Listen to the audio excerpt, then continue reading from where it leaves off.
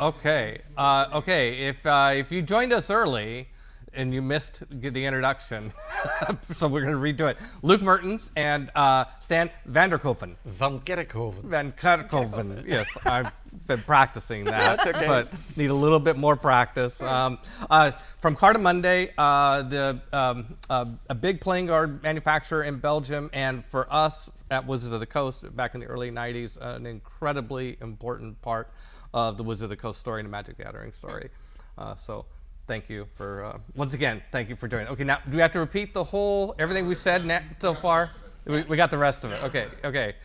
I mean, we could. We could. I want to hear the story. Like, what happened? Okay. Yeah. We got to get to the story. Okay, so I'm gonna tell a little story here to set this up because we've got to build up. We got to build up to how big this thing was. So we had Richard Garfield, of course, on the show, and we talked about the process of him inventing Magic the Gathering, and obviously Richard inventing the game was the most important thing that happened at Wizards in the story of Magic, when he had this moment like, oh, this is a great idea, and we were really excited about it, and Richard immediately was like, well, let's not get too excited because I haven't actually designed the game yet. I don't know if it's going to work. And then we started thinking of all the other challenges in making a game like Magic the Gathering because there had never been a game like Magic, right? It's completely unique at the time. Now we have a lot of other games that are trading card games, and we were like, we had questions like, where are we going to get all the art for this show? Where are we going to get the money for this? And then there was also the question of how we would print the game. Yeah. Because we knew from the beginning that the Magic cards had to be playing cards. Casino quality, good plastic laminated cards that you could shuffle that would hold up over time. Not like other trading cards, which are not designed to be used in that way, right? But at the same time, we also knew that they had to be collated somewhat randomly. We always said randomly, but of course nothing's, randomly. You always need to air quotes around randomly. And that is the type of process you would find in a trading card company. And we didn't have connections with either type of company, and we certainly couldn't imagine that there would be one company that would know how to do both. And so this sort of thinking started in middle of 1991, and Richard's describing, after he designed the idea for Magic the Gathering. And so we went through a period of time there where we started working on all these problems. Richard worked on making sure the game was fun, and I had to figure out answers for everything else.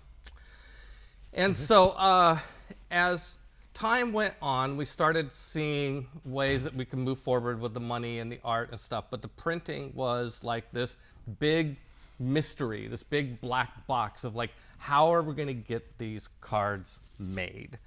And of course, when you're sitting on a concept like Magic the Gathering, it's so precious. You're scared to talk about it to anybody. You're scared somebody's going to take the idea and run with it and beat you to market.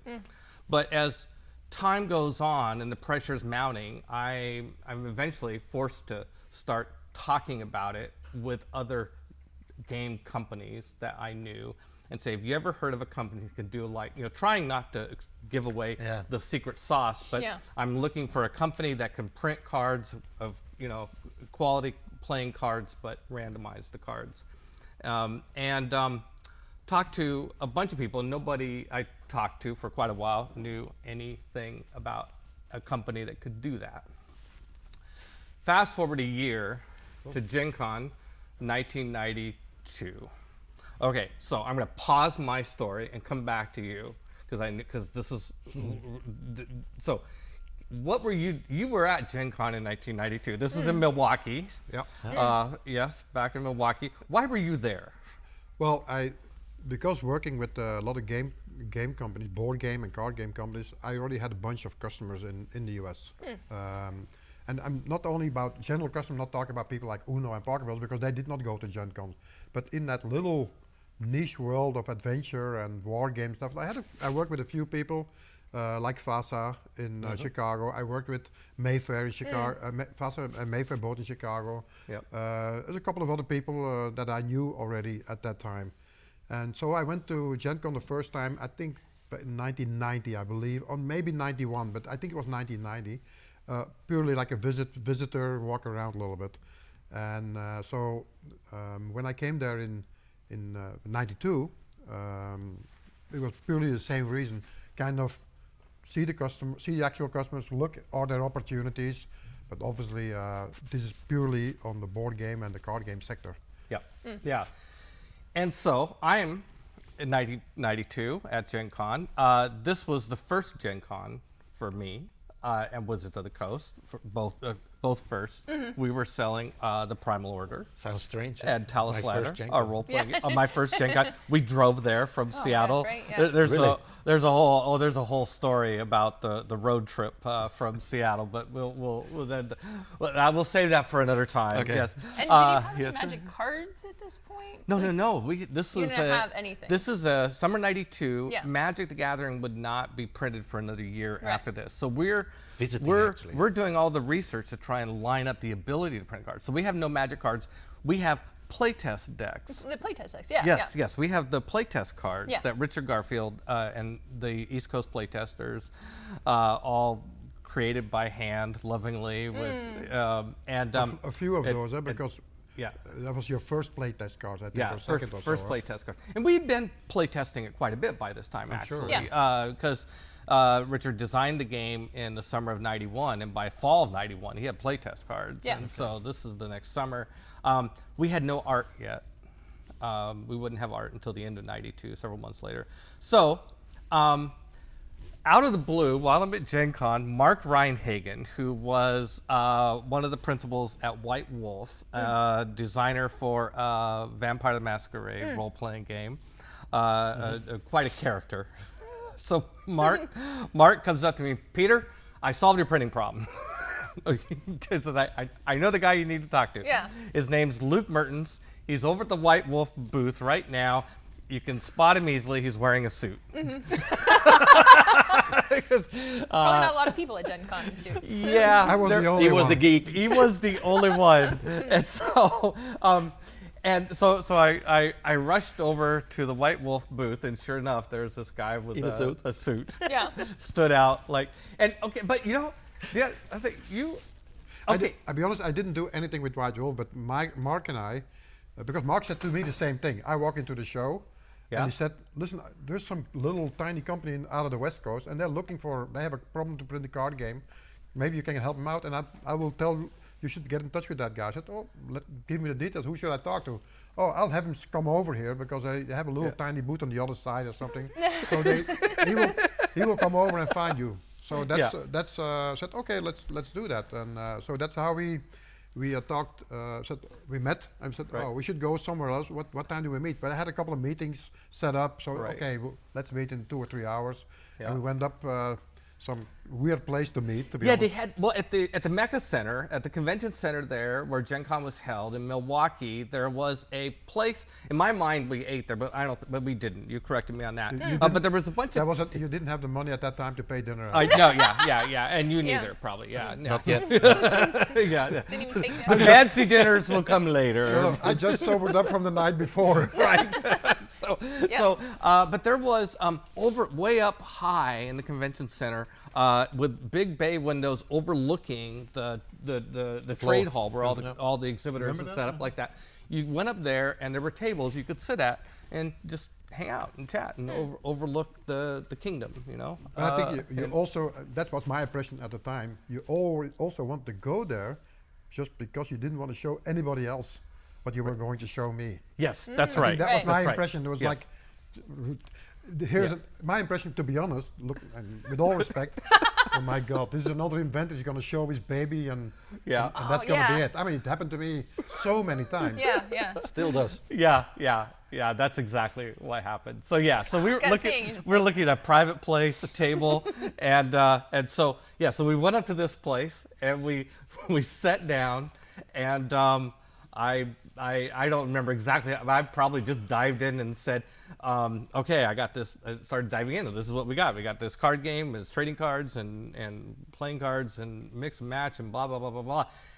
I believe I made you play a game. And No, that was in. I think that was in the kitchen at your. Oh, that was that's later. That was later. It was a year. Okay. It was a year later. But I'll come back on the year later thing. Yeah. But no, you didn't. You showed me well, basically you said that you told me the mechanism. I think you showed me a couple of cards, but that I don't really remember. Right, But you right. told me the mechanism about randomizing, and I Right. basically said, piece of cake. Well, Yeah. Because there was one other aspect that came to it was not only the playing card stock that was important. You wanted to have basically trading cards printed with on the playing card stock, but you also wanted to have round cornered, which was Right. very important because the trading card people didn't know how to do round cornering in the US. Yeah. And Right. the playing card people, the real playing card people in the US didn't know how to randomize. So if the existing people like US playing cards and so on, at that time they only made regular decks of playing cards. Right. And then the third thing that was really important was you had to make a starter deck and you had to make a booster pack. Yeah. We called it a flow pack. You Yeah. called it a fin pack or something. It was a different name. Yeah. But that sealed flow wrap, there's two different things we had to do: decks and I said. And it was And this, by the way, was a hallmark of Luke's. I would say we need to do this, and Luke would say, we can do that. And we need to do, and I'd be like, we also need to do this and this and this. Luke's like, yeah, we can do that. I mean, just very calm.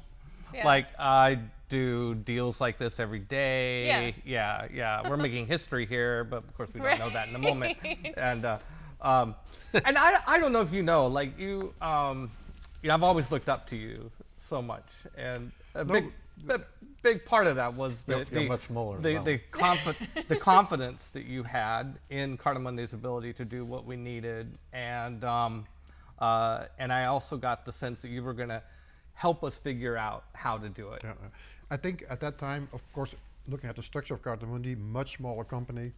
When I had a new project, I didn't go to an R&D department and a committee here and a committee there. I went into the factory and talked to the guys on the floor. Said, "Can we do this?" And that, so I knew exactly. I mean, I was crawling under the machines, literally in the factory when I was there. So that was one thing. But the second thing is, and that's maybe the little prehistory, and that's why I was so confident we could do it. 2 years before, we made a major job of type of trading cards for the European market, but it was also trading cards, not on playing card stock, on the regular solid bleach stock, or how we call it, SBS, I think. With round corners, flow wraps with the randomization process. So I knew that was not a problem. The only thing that bothered me at the time, but I could see the issue because we did some promotional stuff, was the decks. That was a little bit different. We never did decks before, except we did decks like 15 cards or 30 cards or something, but nothing major starter decks as we plan to do later on. But you did poker decks, which are 52 cards or whatever, but not randomized. But not randomized. Yeah, so that was the interesting thing too, is that just to delve in a little bit more, because I think I know a little bit more of this backstory, because you had done this other project, Carta Mundi had done this other project, which did require some randomization. Carta Mundi had made the investments in the collation machines. No, The feeding our collation machine basically were always the same. It's just we only had to do one switch on the collating machines, one little change on the collating machine, which was you could turn back all the time easily, and it was done. Okay. It was so it was a very easy thing to do that mixing. Mixing. What we hadn't done, well, in a starter deck, but we did that in that project before on the European soccer cards. That was taking two different sheets and bring them together, or in your case, three different sheets, bring them together. That was a little bit next step, but it was pretty easy too. It was easy. I had this image that there were some machines that you guys had invested in that you weren't using anymore. No. No. Well, that just kind of, I imagine really having to go back and dust them off and power them up, see if they so still work. during that could be in the movie. Yeah, that could be in the movie. During the meeting or after the meeting, like, did you still think that Peter was just an inventor? You kind of blow it off, or were you interested at that No. point? We said, listen, I'm going to work on this project. I know what you want to have, and then you said so many different designs and in the three different categories. And I said, okay, let's go back, and I go back to Belgium, and we talked to the people on the floor, And or Luc Mertens at that time was instrumental, which was like the Yes, I remember chief him. engineer on Yeah, the floor. chief engineer. And Luc had the same style as Stijn, Yes, so they got along very well. But taller, if I remember right. Yeah. And slimmer. And smarter, and slimmer and everything. Yeah. But anyway, so Luc was the guy that I usually worked with on this type of projects. He was very clever and very close to the floor as well. And so we said, okay, now we can do this. Now we have to calculate what the cost gonna be, and how we're gonna do this, because there was making the decks, making the cards, that was all easy. It was standard material and so on. At those days, there was no foil printing and so on. It was just a regular printing. The only thing that, the only little hurdle we had to come over was the printed flow wrap. Because the flow wrap, you can print flow wrap, there were flow wrap printers all around Europe, and I'm sure here as well at the time. The point was the minimum value, the minimum amount, because Peter and I, we talked about how many we were going to print.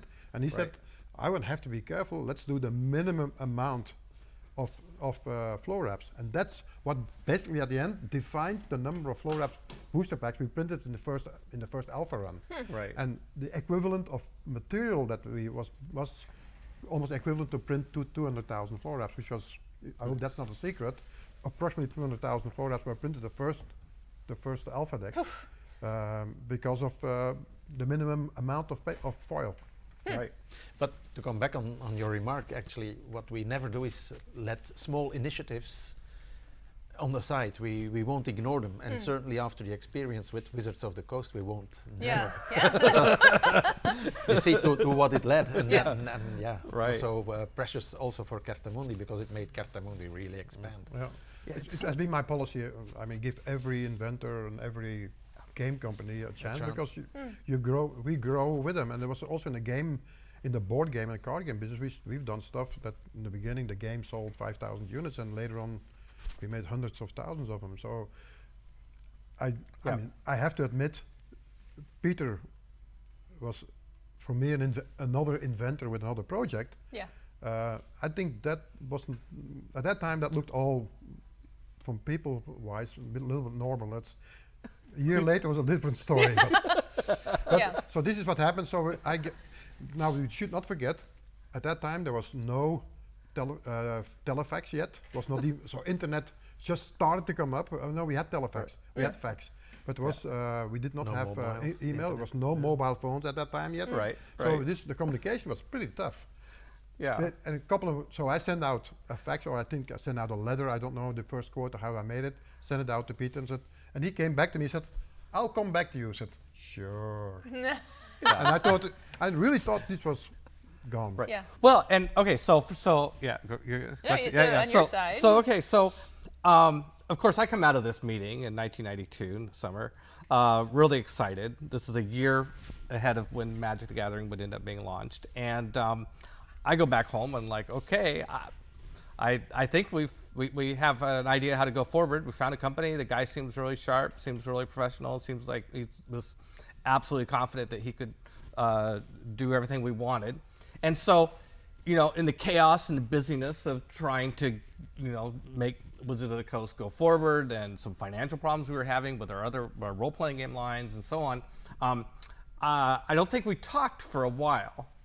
It was just kind of like, okay, I got your business card, a special place on my desk, and then I think I contacted you in December of '92. So this is about August, September, October, November, December. 4 months later. I think I just gave you a call. I had your business. You had one time. We were one time in touch before I came the first time to Seattle, and that was you called me and you had a couple of more questions. Yeah. And that was basically it. I was already completely surprised. I was shocked that I suddenly got this call, not out of Seattle, but I mean, this project is going forward. It looks like. Yeah. As a matter of fact, I remember going to Luc Mertens, or the engineer I talked to. I said, I think this is going to happen. Yeah. I mean, it's not a major one. We quoted on 200,000 booster packs, and I think it was 15,000 starter decks. The first Something one, like that. Something like Somebody that. would have to do the math and figure Yeah. that out. Yeah. Something like that. And said, wow, we might do this. This might be an interesting project, so to speak. And I think when I called you, I was like, it's. I hope those of you who watch this kind of understand that we have all these conversations, and then 35 years later, looking back, it all kind of blurs together, right? Yeah. But I remember having this question of like, okay, we got the company lined up to print these cards and do the collation, everything we need. How do we pull the trigger on this? Like, Yeah. how do we Where do we start how do from? we get started? You know, Yeah. in the book world, all we'd made were books at that time, role-playing game books, where you would do layouts and get color separations, and you'd send these color separations off to the printer, and they do it. Like, how do we do that? And I think that was on my mind when I called you. I said, yeah, we're getting close. But what now? What's the lead time? Yeah. What do we have to send you to get this? And then you had questions about packaging, like how are we get like the decks and the okay. We knew by then we were going to have decks of cards, a tuck box with a 60 card deck and a rule booklet, and that we were going to have booster packs. But you were like, well, what are you going to put them in? Like the idea of a point of purchase display, like Yeah, like and this That just never shows came across how your mind? It never came across our mind. We were like, sell this. in our mind it was decks and boosters. Yeah. But like, you just like go up to the counter, well, the whole here you go, retailer. Here's a bunch of boosters. Just knock yourself out. Yeah. And so you came up with We sent samples of counter displays and stuff like Right, that. counter That displays. something that we've done before, and obviously, being a small company, from us, and also trying to save cost for you, we try to give you die lines of, That existed already. existing stuff, which was easy on the 4-app because we've done that one or two jobs and so the booster packs. I remember that on the card decks we had to look at, can we do something, and maybe we've come up with something, but because the original decks were put in the display in a different way than they were done later on. Didn't we do 15 decks in the display or something? I thought it was always 10. I think it was 10. If you look at I thought we did Alpha- 12, or didn't we do 12 in the beginning or something? I don't No, remember. I think it was 10. Anyway, we tried to do that, and we did some die lines because we had to go to our out of the house printer for the die lines for the booklets, because the booklets was something. And even explaining to me what a die line was. Whoa. Yeah. Right. I mean, like, if you're wondering what a die line is, imagine if you took a display box that holds decks or boosters and you unfold it, right? You have this big Template. flat piece of cardboard, and you can imagine, okay, I see how this works. Like if I printed on cardboard, paper stock, something, this image that somebody or a machine could fold this up and have a box, and you can stick the me. So I mean, obviously it wasn't too hard of an idea, but I had no idea that that's how it's done. And of course then, like our graphics department, Lisa Stevens and Jesper Meerfors, having to say, oh, now we get to like put art on here and decorate it, and They got excited about it. Yeah. Yeah. It caused a flurry of interest. We'll say. No, and believe me, also in our little company, developing a new die line was always already Big an exercise. Is this going to be an order? Because do we want to put time in making a die line, and is this really going to happen? So, let's have confidence. We'll try. We'll send out some stuff, and we'll see what happens. And from existing things and from new things that with small development and so that all happened as preparation, because we did not talk about an order yet. This was still preparation for a project that a lot of eventually faith. could They happen. come through, yeah. Well, it's a good thing because we didn't have any money. So, That- but I think this kind of now sets the stage for your first trip to see. No. Well, this is another story. I don't know. Okay, We go ahead. probably talked about that. Go ahead. Well, first off, I think you should also say when we send you the first quote, we put the payment conditions on it.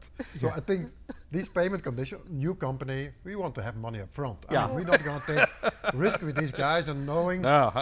I mean, I only met Peter at the time. Yeah. Then my family and I, we go on holiday, Eastern holidays, and we go to British Columbia. We had friends from the football days living in Snohomish. We fly into Seattle, we stay with them, we go to British Columbia, Vancouver, and so on. We come back, we fly back home. At home, message, my secretary says, oh, Peter Adkison from Wizards of the Coast wants to talk to you. I said, okay, so I'll call you. So we need to see you in Seattle. And you were just there. I was there. So Yeah. anyway, so I go back to Seattle. But and I think you brought the die lines with you. I might have. I think so. Like I think you had sketches before of like explain the idea on the phone of what the die lines were. And okay, now the die lines. Yeah, we were new to the idea of the die lines, but not just for the display boxes for the starters and the boosters, but also the die line for the flow wrap, the die line for the tuck box. Yeah. I think there were these 4 die lines, and we're not, and so. You said, "Oh, well, I will bring them to you in Seattle," and I remember you saying that you were going to come visit us in Seattle. And I mean, we're such a small company to have I don't know, have somebody from Europe, say that I'm gonna fly to Seattle and show and meet you in your office was. Yeah, I was easily impressed in those days. Was that a kitchen table meeting then? Yeah. But of course, giving honest to the truth, I also combined it with visiting other people in the US. I mean, I had a trip already semi-organized 2 weeks or 3 weeks later. 2 weeks later, I think it was. But apparently you sold it well, huh? Yeah. Well, you have to give every customer a good perceived value. Right. I mean, it's like you go in the store. But the point was, so I end up in Seattle. And Peter picks me up. I think you picked me up you picked me up from the hotel, which I don't know where I was staying, probably near the airport or so. And then we said, "Oh, we're gonna meet at my house, at my mother's house place." Yeah, and it picked you up in a pickup, I think. Yeah, that's right. Yeah. Well, my vehicle at the time was a 1967 Dodge pickup. Right. I remember that. Yep. That was. Yeah, and the steering on it was so loose that you could go this much play in it before it would. Start to veer. Yeah. It was quite an exciting. Pick up to your mom's house. Yeah. And then we go to mom. I met your mom, and then we met the other people from Wizards of the Coast. And of course, then that became a little bit of a different game. There were a little bit different type of people around that table there. Were you still in a suit? I was having a suit on always. Yeah. It didn't. I mean, it's not the type of people, but the way they talked about it. I mean, I could feel with my elbows, these are not business people. I mean, it has an advantage. It has an advantage as a seller because you can get a little bit more out of it. Yeah. It has a downside. Do they understand what we're saying? Yeah. Right. And especially when you talked about money. And the first thing when I mentioned the factor about paying the bill, I'm not going to mention the name now. I'd leave that up to Peter. But one of the guys said, "I cannot pay anymore because I already ran my father's credit card out of money." How are these guys gonna pay me? Yeah. Right. Yeah. And we're meeting, and of course we're meeting in where I was living, in the basement of the house. Wow. Okay, so if you look back. But you had the die lines. Yeah. And we looked at them. There was like a clear plastic sort of die line. They were rolled up. We laid them out, and we looked at them. And I remember Lisa and Jesper were very excited about trying to figure out how we would illustrate them and all that stuff. Yeah, and there you had, and that's coming back on your previous statement on the year before. That's where the first time you play tested with me on a first deck of cards, and I said, "Really looks a wonderful game." I didn't understand a thing of it. Of course not.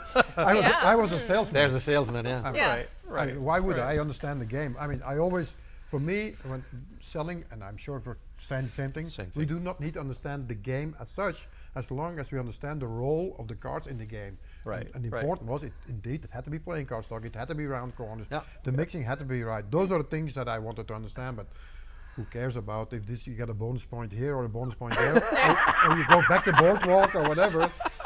I mean, and we were learned to put the cards always nice and not turn them and all that stuff. But I was convinced, no, you got to play the game because you won't really understand it unless you play it. It was so revolutionary. You got to understand my position. That I immediately understood. If the game would take off, it would be a very good card-consuming product. Okay. That's my point there. Right. And that's what that's made. But anyway, it was a good. I think we had a good meeting there. We covered most of the points we wanted to cover. Right. But still, and then you had to work on all the designs and get everything done. Yep. Because I only saw a little bit of it, and said, listen, we need to have cards by I think Dragon Con, or was it before Gen Con? Gen Con. Our goal was always Gen Con. Gen Con 1993. That's That was our goal to have Gen Con. And we are talking which period now? That And this was Eastern, was like say early April was Eastern. We can find that back probably when it was the meeting. And was Gen Con still in August? Yeah. No, a little bit earlier perhaps. But so I think it was in August. But we had to ship product to Seattle, which means that we take the timeline and calculate back. Being in I think was that end of July, early August Gen Con, we need to ship the goods, and the question was, can we ship partially to Milwaukee or partially to Seattle? So everything at the cost. So we shipped everything. It's kind of like a seaboat thing. So I think we shipped it to Seattle, or part to Seattle. It cleared customs in Seattle. And went to customs in Seattle. But so we take the timeline back. The shipping time to the US from Europe at that time was, I would say, between 3 and 4 weeks. If you take it all together, which means we had to ship by early July. So early July was a timeline. How much production time? Not that long. It was not that big quantity. Although, don't forget, at that time we had one flow wrapping machine. The flow wrapping machine, to give you an idea, was a machine like you push it on your foot on a pedal and the thing goes through. That was our first flow wrapping machine. So it was also for us, and I think we really quickly added the second one, a third one, and so on. But the first one was really slow, and so that took a couple. We calculate, okay, how many flow wraps can we do in a day, and so we need so many days for the booster packs. Was okay. So many. Then you go back and cutting, collating, printing, and so we need the films by a certain date. And the proofs had to be sent back and forward. It was not online. And I was completely shocked. I have to admit, I was completely shocked. The films arrived the week was promised. Not in a Monday was promised, but the same week, which was really Friday afternoon. Which we lost a week, but it was not so dramatic because we always calculate a little bit of spare time. But that was, and the films were okay. I mean, the films were in good, were done pretty good. The way, according to instructions, we said like the emulsion side up and all that old technical stuff from celluloid. And we had Dave Howe on the show, told some crazy stories about getting the films to you. So, but in the meantime, you paid them. Somehow, it's all kind of a blur. There was maybe. Peter was a good negotiator, and I think I understood there was something. And of course, I ran into these type of questions all the time with new companies. So we agreed. I think we agreed on 50% upfront and 50% on release of the goods. That's where he did a trick which I still now don't understand. He didn't trick me. Because these are the instructions. When you ship the goods and you ask, okay, you can only release them when you get the money, the freight forwarder is responsible to get that money. And somehow they tricked the freight forwarder because they got the card or a certain amount of I don't remember any in of Seattle. Or he delivered too fast. Whatever. We obviously got the money, but that made. Thank God they did that, because otherwise the goods would not be there on time in Gen Con because they were in Seattle. That was the issue. All right. Well, we're well into our hour, so let's there's stories all over the place here we could talk about, but so let's okay, the next 35 for the next 35 years you're making Magic cards for us for Wizards of the Coast. What tell us some stories about some of those early years of making Magic. We got the product out the door. We make Magic. It makes history. It starts going crazy. What's next from Carta Mundi's point of view? Before Stijn comes in, I would one thing I would like to tell, because there's a lot of stuff that also Stijn went through. But one thing I went through is one day. Of course, we shipped everything in the beginning by air. Yes. Air freight. Except for that very first shipment, because the supply, we had so much trouble keeping the product supplied because the success of Magic, the popularity took off so fast that people were screaming at us for more product, and so for a good period of time we were air freighting product from Belgium. We were a fabulous customer of all the airline companies sending cargo, and one of them, as a matter of fact, one time I flew out, invited by the airline on a cargo airline called Cargolux, which is now owned by Lufthansa, but out of Luxembourg, direct flight to Seattle with at that time the biggest cargo plane ever, 747-800 or 400, whatever, 400 I think. It was the biggest cargo plane, and it was full of magic cards, and I was the only passenger on the plane.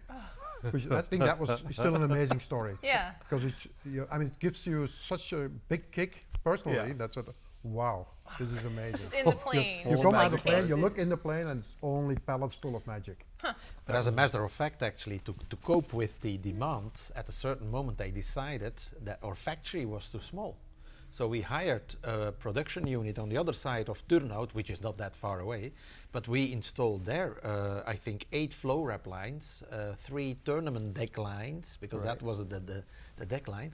And when I joined, I didn't know what to see really, because I didn't know about what it was, the product as such. I had to learn it all, and that was the fun part, because I was then hanging around there all the time, and it allowed me to accompany really the production people in detail on what new developments could be. And in the meantime, there was a big production team already in place as well. So I had 5 customers within one organization, which was fun to deal with. But we did it a little bit as can happen in production as well, a couple of hiccups that actually came out quite well. And one of them is the God Pack booster, because then we already had the premium cards. And those feeders need to be programmed. But suddenly one feeder had a bad Monday or something, and it fed only premium cards in a pack.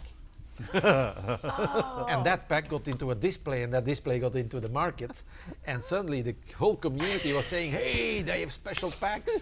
They called it God Packs. God Packs. I can tell here, God Packs is an invention of Carta Mundi. On a Monday morning. On a Monday. Yes.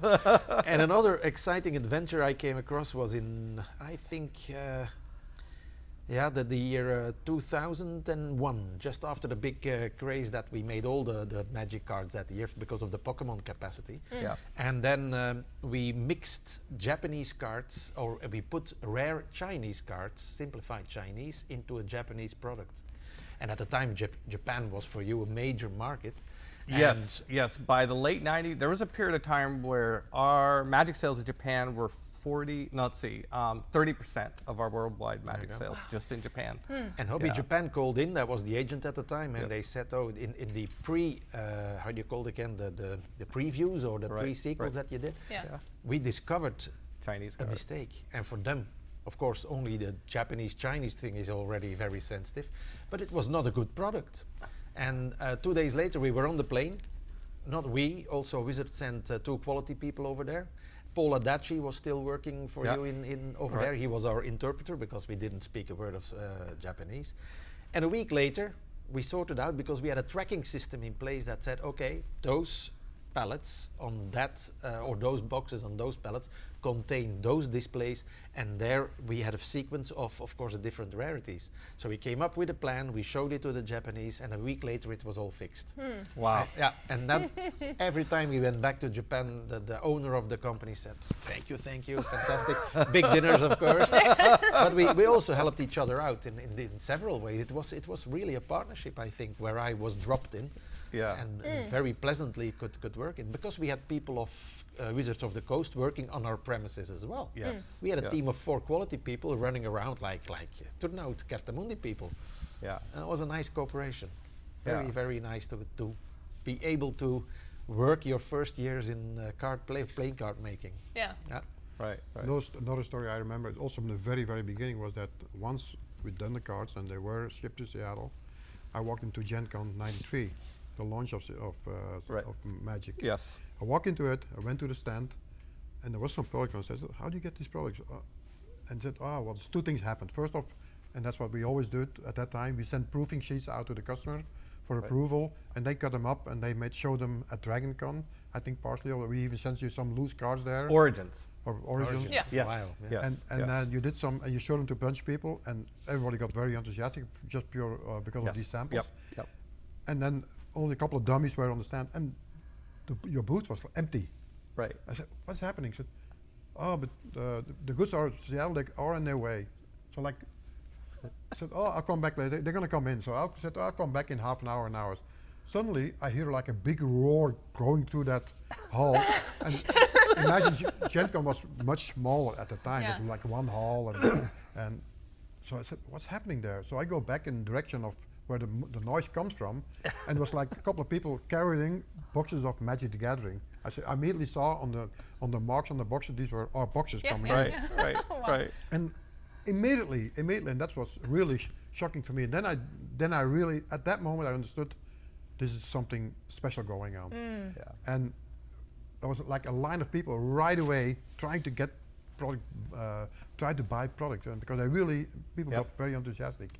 And not only that, those people, the consumers, but like within the next day, I think 4 or 5 publishers came to me and said, "Look, did you make that product from Wizards of the Coast, those guys?" And I said, "Yeah, I really should not tell you, but yes."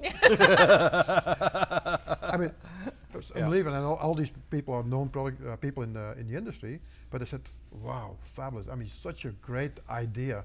And if also the competition talks about it, then that means something is happening. And that was when I went back from Gen Con, and of course then a couple of weeks later, the first, I think Vic WotC came to Belgium to discuss capacity. Right. And Vic from all people was like, I took him to one of the best restaurants in town, and Vic came in with his sneakers and his shorts and stuff like that. It was really, I mean, we really had a lot of fun. But Vic was really a good guy. And we did the negotiation. We got the production people in. Right. I said, how can we handle this? Because he had a planning with him. I mean, it was a big plan. It was like, wow, is this what you're going to do? Really? Really? Right. And in my back of my mind, and you're going to pay for it? So anyway, from there on it went all, and it was for us was like a factory was trying to keep up with that fast increasing capacity from machine power, but also human power, because the way our small factory was structured before, everybody worked like basically 8 to or 6 to 6. Let's put it in maximum 2 shifts. But then suddenly you had to work, do crazy things to get the capacity made. But because of that success, we also thought of, okay, why not starting then our production facilities in the US, which we did in Kingsport, Tennessee. That's right. And I remember that it was very tense situation at a certain moment because we had all print tests to be done. Right. And Joy Fortney was on the plane and came to press check the first print test we did, but the pre-press manager was a very religious person like many others there in the area. He couldn't really identify himself with the content of the magic cards and he ran out. So I picked up Joy, I brought her back, I said, "Joy, it will be lunch, but that's all. And then we'll pay your ticket back." And that's it, we couldn't make plates, we couldn't make a print test. Yeah. But a few months later we got there a little bit further, and then we had a gentleman also from the quality department with us, and we started cutting the cards. That's what's all, and checking the packs and all, and the collation. And suddenly he calls me in the office, he says, "Oh Stan, we have a major problem, your cutting is really off, you should see this." And I said, "Jim, what? Sorry, this is not possible." So I ran into the production unit and I said, "Guys, look at this, what is happening here?" I said, "Can't be, we got them here, look." So I go back to Jim, I said, I mean, they're off like the angle. it was or amazing, there was a cut like this. I said, that cannot be done on our machines even. It was a mystery. Right. And then I came back in his office and said, we are puzzled, we don't know. And Right. I said, "But is this how you open the packs?" And then he turned red. His cutter knife was lying there. So he was cutting them open with a box knife. and like, oh my gosh, the card has a cut in it. Jeez, how did that happen? But that was another reason to have a beer together. So Maybe one more interesting thing is that why is the size of Magic the Gathering 6388?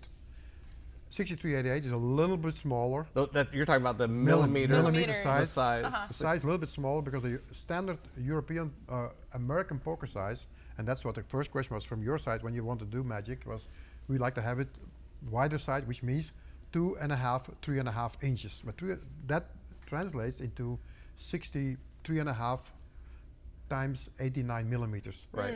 Right. The European poker size is 63 by 88, and we said, listen, we can do it, but because of the size, we do not have that cornering tool to do it. We have to buy a new cornering tool. It will be an extra cost. 1, 2, we do not have that sheet size because you have so many cards on a sheet. Yep. If you go 0.5 millimeter wider and 1 millimeter longer, the sheet no longer has that same amount of cards. So we have to buy extra board, which is an extra cost, which is complicates everything. Yeah. And extra cost is a good way to get my attention in those days. And it complicates everything. And And so that's why, and lead time and everything. So that's why we decided to go, okay, let's stick to the 6388, which was quite revolutionary in that time in the US business. Yeah. Yeah, and it's such a small difference, nobody knows. So Yeah, and that's the size forever, right? Because you can never change that. You never change it. It set the standard, so. It set the standard. So hey, we're coming up on the end of our hour. I want to give you guys a little bit of time to talk. I mean, it's really fortuitous that you're here in Seattle this week and on today, so that we could have you on the show. Why don't you tell us a little bit about why you're, the other reasons you're here, not just to see us. Not just be. No, because Carta Mundi has its 50th anniversary this year, so we have playing card business going back much more further in history, but the shareholders at a certain moment joined forces in 1970 and created a company, a neutral company with a neutral name, Carta Mundi, Cards for the World. Still our mission, and we're getting there slowly but surely, but still some work to be done. But 50th year is of course a milestone. And at a certain moment we say, what are we going to do for that? And I said, yeah, you can do anything, but it should be something original. Of course, everybody's opinion coming together, you say, okay, let's make a commemorative book. That's not that original, but we're going to do it in an original way. And the idea was actually to go and interview the old existing icons of the industry, and that's why we are also glad that we can also sit here together with Peter and interview them a little bit. So actually this is very easy. We can copy paste this interview and we post it on. Perfect. Perfect. But on the other hand, it is going to be a book that's going to be fun, but it's about the people who made and helped to make Carta Mundi big. Right. Customers like you, Peter, but also the existing customers now, but previous ones that are perhaps not longer around, that been merged. We think of Parker and MB, and then I said, I can make that book, but I need assistance because I only go back 22 years. Right. And that explains why this big fellow is sitting next to me. I invited him, and luckily he agreed upon it. And we are doing now a 2-week tour here in the States, and it has been fun, although it's getting whoa, I didn't know my physics were that bad, but it's certainly. So you're here in the States, touring around, visiting with a lot of Carta Mundi customers, current and former Carta Mundi customers, people who were around, because you're no longer at Carta Mundi. No, so I retired 6 years ago, but I think in that history of Carta Mundi, as a playing card company, we've been fairly small. I mean, we've been always a steady growing factor, but what really made us big in over the last number of years, since of course also the collectible and the trading card games absolutely made the company boom, but the game industry as such and the collector card in total really made the company grow and make it a worldwide factor. Before it was really a European, and even that part of European factor, and that I think the game and trading card games in the second phase made the company put the company on the worldwide map. Of course now we just acquired a very big playing card company in the US also, so also playing cards now as a group is growing much faster, and I'm happy to be part of that project after all these years, but I'm a happy retired camper. and I experienced that this week. We had a lot of fun, actually, I must say. I do want to come back a little bit to a remark you made earlier about the small initiatives, and I hear now big, and we are becoming big. We are becoming much bigger than when I started, really a big difference. But we don't want to ignore the small initiatives, and that's why we launched about 2 years ago now also an initiative, and also led a little bit by the Kickstarter things, the OLC rise up. We have an online platform that is called MakeMyGame.com. And that's an automated platform. You can go online, register, compose your game with all the components that we offer there, and you can personalize them, and you can order as from 1 week, and 10 working days later it's on your doorstep. Wow. So in that way now we see a lot of people really taking that chance to make their baby come through in a professional way. Perhaps that was lacking before under the Carta Mundi roof, and we see a lot of people now say, okay, then we want to go into production. Actually the specifications we offer are already there, and that's fun, and we try to keep close to the community in that way. So perhaps next time, Peter, you can launch a competition somewhere. Just do it online. Don't need Luc. We'll throw in a couple of free prototypes. Why not? There you go. Nice. I'm interested. Yeah. There you go. Emma is a game designer. She's been working on a bunch of projects and trying to get her name out there. It's a cool project. And there are so many challenges because it's not only a box and a board anymore, but try to make 3D printed components like that. So we are getting into those things now as well. So exciting periods. So I want to end with kind of a more personal question. When you think back, when you look back at your experience at working on Magic the Gathering, how do you feel about it? Like, what do you value from that time? How do you reflect upon it now, this game, this story of us in 1992, 28 years ago?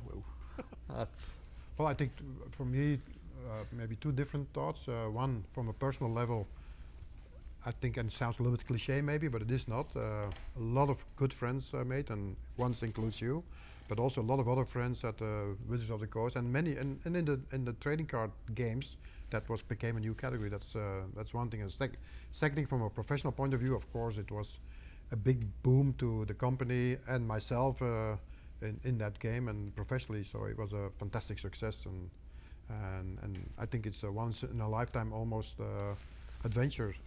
Yeah. How about you, Stijn? I go just 2 hours back in time when we got into the Wizards of the Coast office, and you see all these people springing or jumping out of their little cubicle and say, "Hey!" And so that's what actually also motivated us, or for me personally, certainly at the time, was to give my best for the company. And I was working only with Wizards of the Coast for a period of 6 years. But that was a personal relationship, and that lasts and still lasts. And I'm out of that company because a colleague of me took over, but he experienced just the same thing. So friendship, family feeling, that's what I remember. Yes. Yeah, it's great because we're all about business, but what we take with us is and more the relationships and the friendship. Well, I always say, I never had the pleasure of working that closely with you, Stijn, but Luc, unfortunately, those years. Back in the early 90s, I hope you know how much it meant to me that you were there for us, that your confidence and your professionalism. We had no idea what we were doing. You guided us through it, and I never. You looked out. You were proactive in helping us understand these are the things that most clients would be doing right now. So maybe you should be doing this now too, and didn't take advantage of us. You held our hand and made sure that the cards were great. We didn't have anybody. We couldn't afford to send somebody to do a press check. We didn't even know the idea of a press check. You'd send somebody to the factory and watch how the cards are coming out and make sure they did it right. No, just trusted that they would come out, but you were there. You made sure they came out, and so I value the relationship we have, and the friendship, the memories, and Carta Mundi. And I wish you the best of luck on the book. Thank you. Hope you send us a copy. We could put it out here in the lobby. It's already reserved. Yeah, excellent. Thank you very much. Thank you for having us. Absolutely. All right. Wow. Woo. What a great hour. I thank you for watching us. Thank you for tuning in here on Fireside with Peter Adkison. I want to thank our guests, Stijn Vankerckhoven. You can better translate it, from the churchyard. From the churchyard. I thought it was from the graveyard. Yeah, stone from graveyard, churchyard. From the graveyard. Yeah. And Luc Mertens from Carta Mundi. Who are promoting their new a book in commemoration of 50 years of Carta Mundi, so check that out. My co-host, Emma Larkins, thank you. Our technical director, Will Geisler, and our streaming manager, Marcus Mays, and Derek Good, our producer, Chaldea Studios, our streaming setting, and also Gen Con TV. So we will be back in 2 weeks. Next week, I will be off in Illinois playing Third Reich with Jeff Martin for a week. I'm going to get my wargaming on. And when we come back in 2 weeks, we will be, I think that's February 5th, our guest will be Jonathan Tweet, who had nothing much to do with Magic the Gathering, but that's because we are switching our focus from behind the scenes of Magic the Gathering to behind the scenes of Dungeons and Dragons, especially the late 90s, sort of the 3rd edition / D20 era. And Jonathan Tweet's going to be our first guest. And then the weeks after that, we'll have Monty Cook and other people who will be coming up. Ryan Dancy. I knew I was forgetting somebody. Yeah. So please come back, and hope you enjoyed the show, and we'll see you in a couple weeks. Cheers.